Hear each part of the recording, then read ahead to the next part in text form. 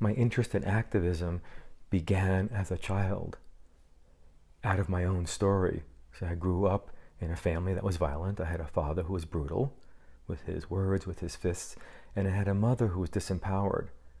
That meant that she couldn't protect and she couldn't bear witness. She couldn't see what was happening. She couldn't say, I see that. She couldn't have a reaction to that. She couldn't do much more than deny that. And that dismissal, that denial, even blame, why did you do this?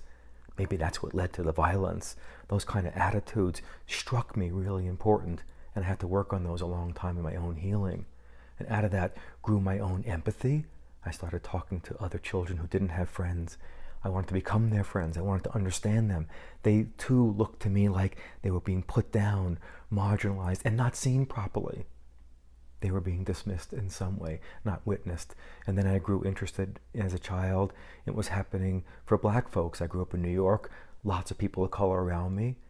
My family had a lot of racist attitudes and words, and I started defending black people and fighting with my father, even though he was violent, about his racism, more than I did around the family violence. Something in me said, it's the same. People are being hurt even by my father's words again, just like I was, and not being seen properly, not being protected, and being witnessed for that story. In a way, a kind of activism grew in me.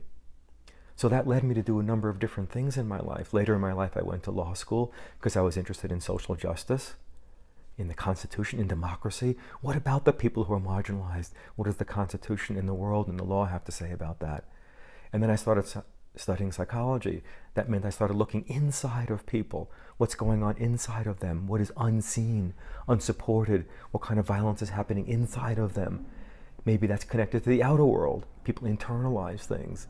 So out of that, I pulled together my interest in social issues, as I did as a child, and psychological issues. And later I began to call that psychological activism, which meant for me becoming an ally of the outer marginalized person, with a special focus on witnessing and seeing, and an inner ally, in a way, inner activism. That means seeing what was going on inside that couldn't be seen in terms of my psychology and my therapy.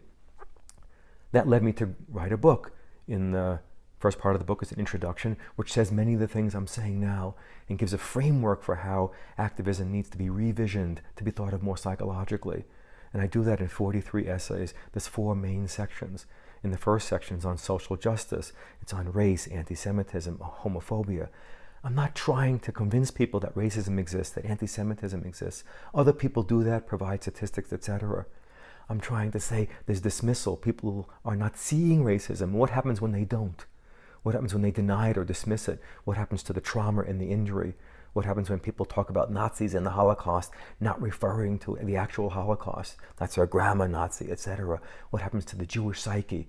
So I try to focus psychologically on those social justice issues.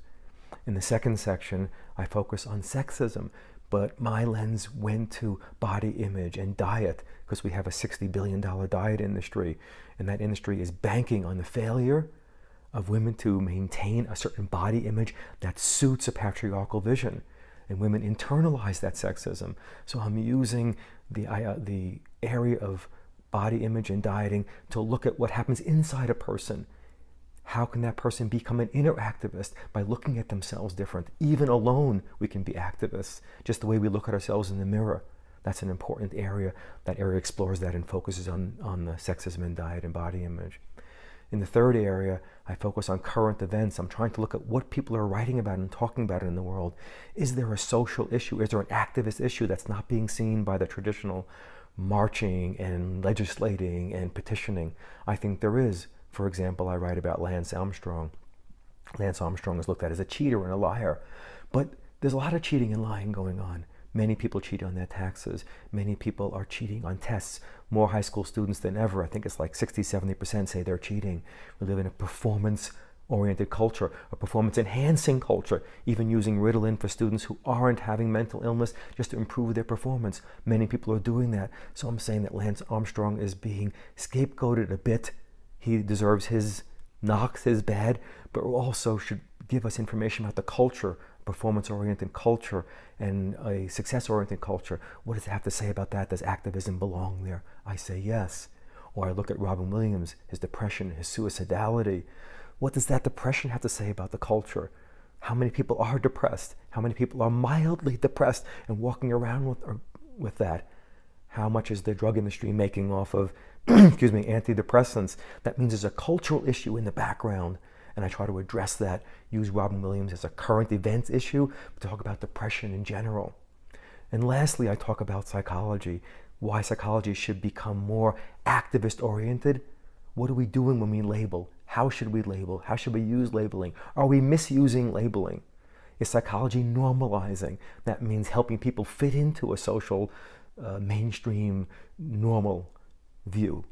Are we normalizing as psychologists as opposed to having people become less status quo oriented?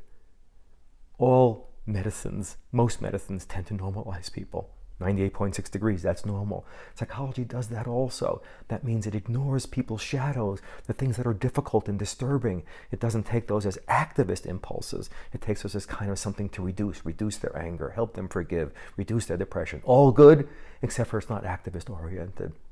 And then I also look at psychology's movement toward individualizing. That means I look at this person as having an illness and this person as having an illness, but not look at them as part of a group. Now, some mainstream psychology does that, and you can find that. But if you look at popular psychology, what's written in general, go to a psychology section in bookstores, read Psychology Today, you're not going to find those kind of things. You're not going to find someone saying there's a difference between a black man's stress, a Native American woman's stress, and a white man's stress, and a Jewish person's stress. They are different. So I'm trying to critique psychology, invite it into the activist lineage, and then say how I think that can be done.